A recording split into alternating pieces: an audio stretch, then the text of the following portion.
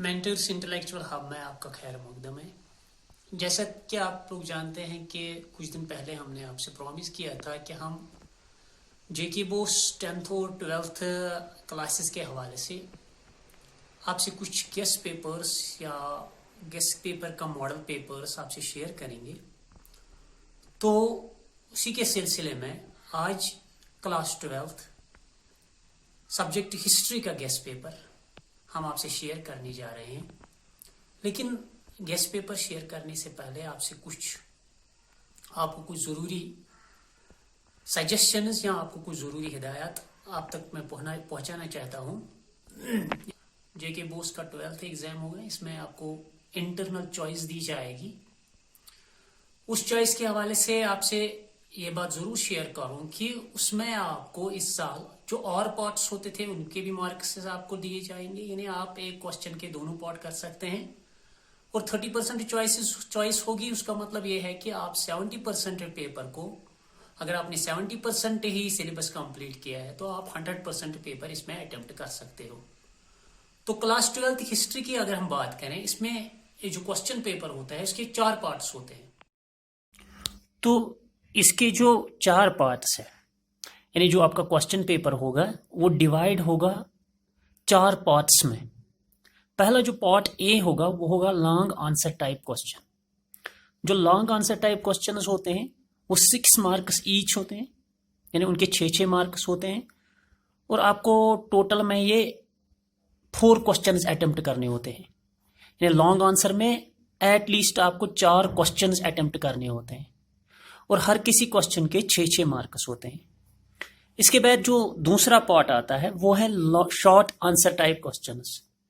ये जो short answer type questions होते हैं इसमें आपको एटलीस्ट 7 अटेम्प्ट करने होते हैं और हर किसी क्वेश्चन के 7 मार्क्स होते हैं। यानी इसका मतलब यह है कि लॉन्ग आंसर टाइप आपको 6 4 24 और शॉर्ट आंसर टाइप क्वेश्चन जो होते हैं वो आपको 7 4 28। ये हो गए 2। इसके बाद जो सेक्शन सी है वो है very short answer type questions. ये जो very short answer type questions होते हैं ये 2 मार्क्स के होते हैं, very short answer type questions. इस very short answer type question में आपको या तो डेफिनेशन लिखनी होती है, या तो आपको कोई कैरेक्टरिस्टिक्स 1-2 पूछे जाते हैं, या कुछ टर्म्स पे शॉर्ट नोट आपसे पूछा जाता है। इसके बाद जो डी पार्ट है वो है ऑब्जेक्टिव टाइप क्वेश्चंस। ये ऑब्जेक्टिव टाइप क्वेश्चंस टोटल में 8 to 10 होते हैं और फिर मैप के 5 मार्क्स। यानी इसका मतलब है कि long answer, short answer, very short answer type और ऑब्जेक्टिव टाइप और इंक्लूडिंग मैप, टोटल ये बनते हैं 80 मार्क्स। तो आपका जो पेपर होता है वो होता है 80 मार्क्स का। और इसके बाद जो प्रोजेक्ट वर्क आपकी होती है उसमें 20 मार्क्स होते हैं। प्रोजेक्ट के 20 मार्क्स होते हैं, उसमें इंटरनल भी होते हैं और एक्सटर्नल भी होते हैं। तो ये है पैटर्न ऑफ एग्जामिनेशन, यानी जो आपका क्वेश्चन पेपर होगा उस क्वेश्चन पेपर में section A long answer type questions, section B short answer type questions, section C very short answer type questions और section D objective type questions. Section E वो होगा map, उसके 5 marks होंगे। चलो हम आते हैं पहले सेक्शन ए पे, लॉन्ग आंसर टाइप क्वेश्चन। ये जो आपका सिलेबस है 12th क्लास हिस्ट्री का जो सिलेबस है ये स्टार्ट होता है इंडस वैली सिविलाइजेशन से और इसका जो एंड इसका होता है इंडियन कॉन्स्टिट्यूशन पे। यानी आप समझ लो कि आपका जो सिलेबस है वो स्टार्ट होता है 2500 BC से बराबर 1950 तक। तो लॉन्ग आंसर टाइप क्वेश्चंस में जो मैं आपको रिकमेंड करता हूं उसमें characteristic features of major Harappan sites like Harappa, Mohenjodaro, Banawali, Kalibangan, Lothal etcetera.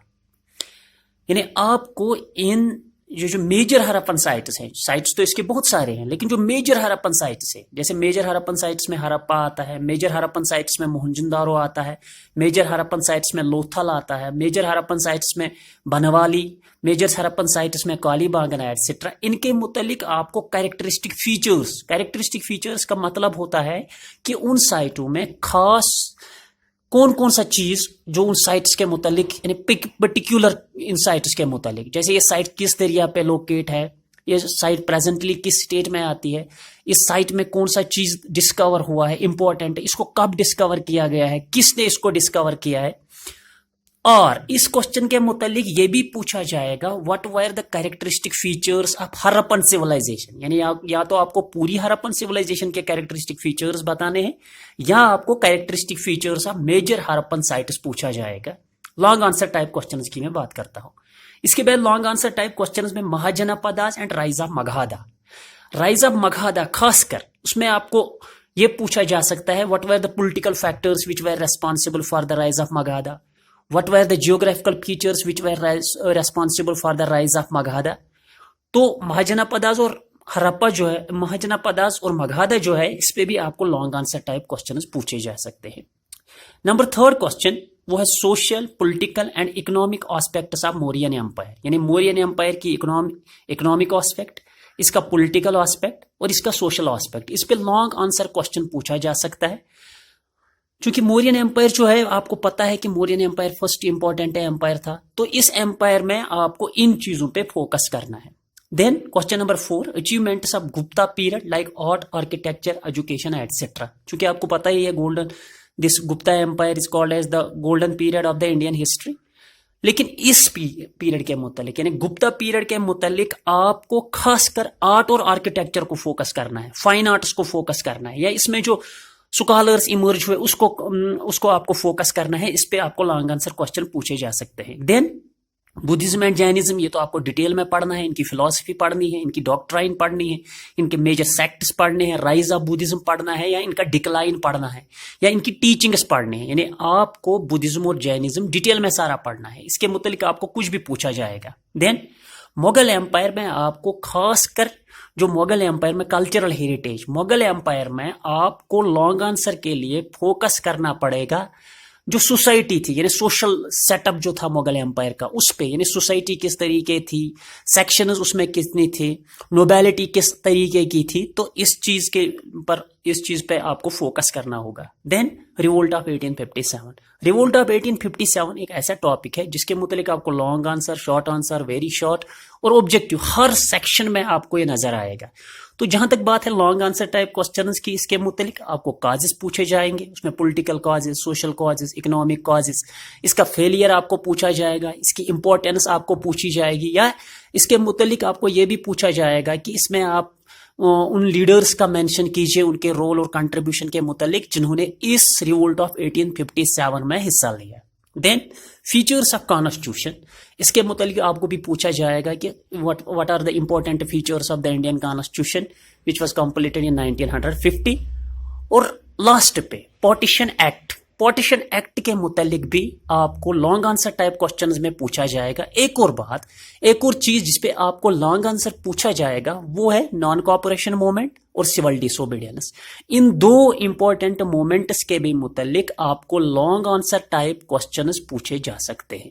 Now we will move to the second part and that second part is short answer type questions. जैसे कि मैंने आपको पहले ही बताया कि ये जो शॉर्ट आंसर टाइप क्वेश्चंस होते हैं, शॉर्ट आंसर टाइप क्वेश्चंस, इनमें कोई चॉइस नहीं होती है।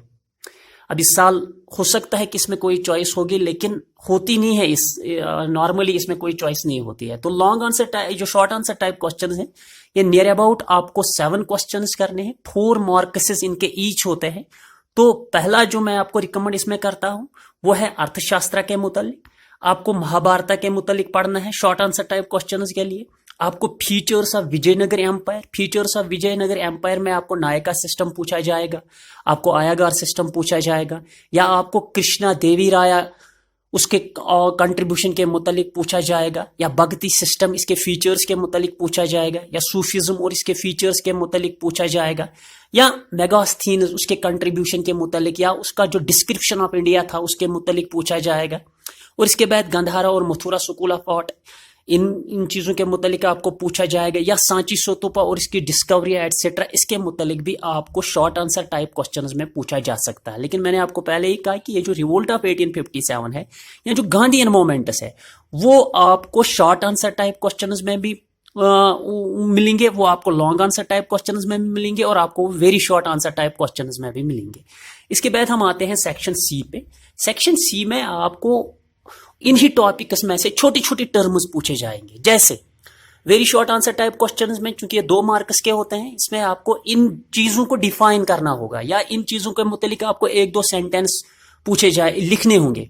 जैसे ग्रेट बाथ के मुतालिक, ग्रेनरी के मुतालिक, टाउन प्लानिंग के मुतालिक, हरप्पन्स की मैं बात करता हूँ, उनकी ब्रिक्स के मुतालिक, उनके स्क्रिप्ट के मुतालिक, डिक्लाइन ऑफ हरप्पन सिविलाइजेशन के मुतालिक, या जो ट्रैवलर्स आए थे जैसे इब्नी बतूता है, एल्बरूनी है, बर्नियर है, या हम्पी जो कैपिटल थी विजयनगर एम्पायर की, उसके मुतालिक आपको very short answer type questions में पूछा जाएगा। इसके अलावा मुगल एम्पायर में जितनी भी, जैसे मुगल एम्पायर अकाउंट्स जो हमें हैं, जैसे हम आईन अकबरी की बात करते हैं, या हम दिस अबुल फाजल की बात करते हैं, या हम गांधी के मुतालिक जैसे हम उनकी जो बुक्स है उनके मुतालिक बात करते हैं, या छोटी छोटी मूवमेंट्स जो थे, जैसे चंपारण का मूवमेंट था, जैसे खेदा का मूवमेंट था, जैसे अहमदाबाद मिल स्ट्राइक था, तो very short answer type questions में वो भी पूछे जा सकते हैं।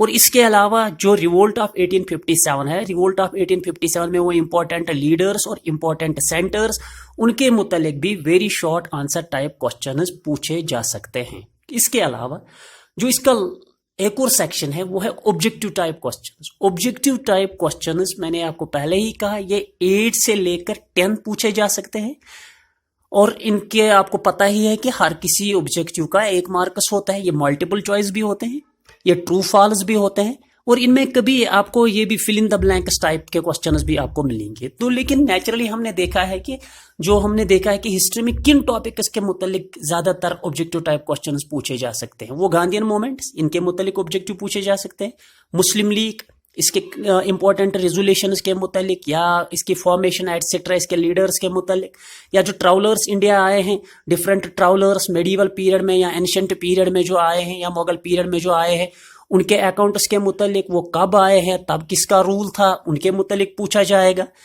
और हरप्पन सिविलाइजेशन के मुतालिक भी पूछा जा सकता है कि कौन सी सिविलाइजेशन कौन सी साइट कब डिस्कवर हुई, किसने डिस्कवर की।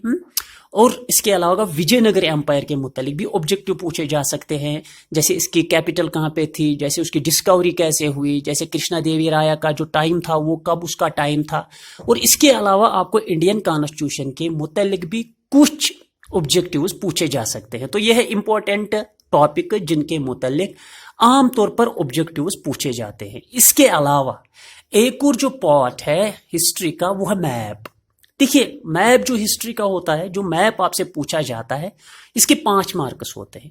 और आपको करना क्या होता है, पहले आपको एक आउटलाइन दी जाएगी, यानी मैप की एक आउटलाइन वहां से ही आपको मिलेगी, और उस पर आपको लिखा होगा, एक क्वेश्चन आएगा इस पे कि शो इंपॉर्टेंट सेंटर्स, यानी कुछ सेंटर्स नीचे दिए गए होंगे या कुछ इंपॉर्टेंट प्लेसेस दिए हुए होंगे। एक तो आपको वो प्लेसेस मैप पे दिखाने हैं, और दूसरा उनके मुतालिक आपको कुछ लिखना है। जैसे अगर आपको ये पूछा गया है कि आपको आगरा दिखाना है, तो आपको पहले मैप स्टडी करना है, मैप की डायरेक्शन स्टडी करनी है। पॉलिटिकल मैप की मैं बात करता हूं, आपको ये पता होना चाहिए कि आगरा कहां पे फॉल करता है, तभी तो आप आगरा को दिखा सकते हैं और इस पे कुछ लिख सकते हैं। लेकिन क्या पूछा जाएगा, आपको वही साइट्स पूछे जाएंगे जो आपने अपने सिलेबस में पढ़ा है। जैसे हम्पी आपने पढ़ी है, तो कम से कम आपको ये पता होना चाहिए कि विजयनगर एम्पायर और इसकी कैपिटल कहां पे फॉल होती थी। या आपको ये पूछा जाएगा कि आप दिल्ली दिखाओ कहां पे है, तो आपको एक सेंटेंस उस पे फिर लिखनी है।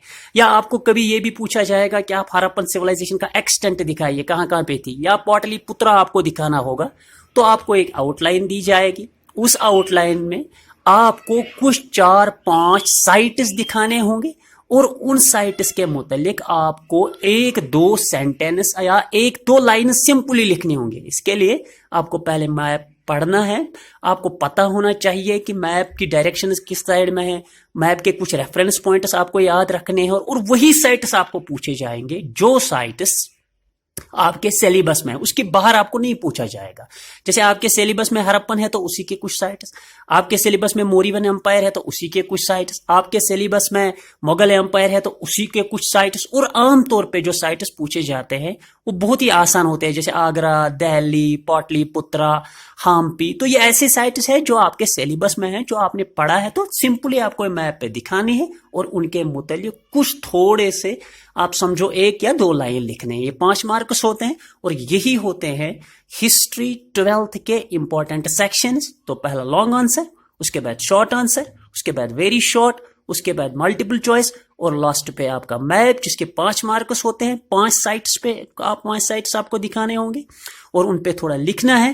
तो this constitutes the whole paper of class 12th JK BOSE. तो टोटल में इसके बनते हैं 80 मार्क्स और जो 20 मार्क्स होते हैं वो प्रोजेक्ट के होते हैं, that is internal plus external.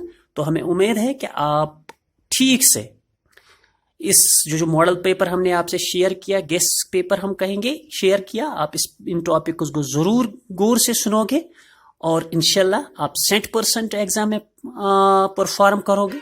Wish you all the best. खुदा हाफिज।